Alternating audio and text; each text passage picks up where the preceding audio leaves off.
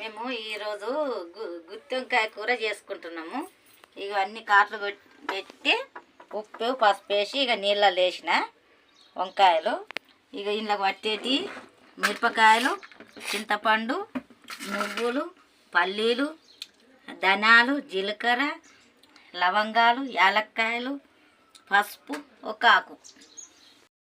ఇక నూనె పోసి గోలించుకొచ్చిన ఇక దంచుకుందాము.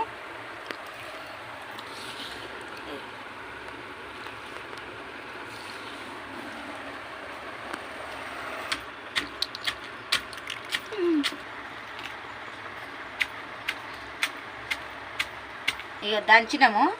ఇక ఈ కాయలల్లో ఇట్లా పెట్టుకోవాలి, ఈ మసాలా అంతా ఇట్లా పెట్టుకోవాలి.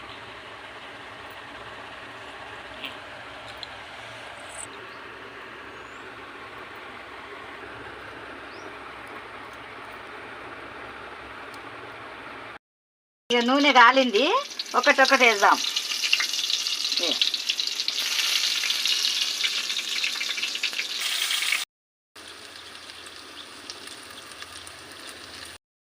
ఇక అయింది గుత్తి వంకాయ కూర, మంచిగా ఉంది. మీరు కూడా వండుకోండి, ఒక లైక్ చేయండి.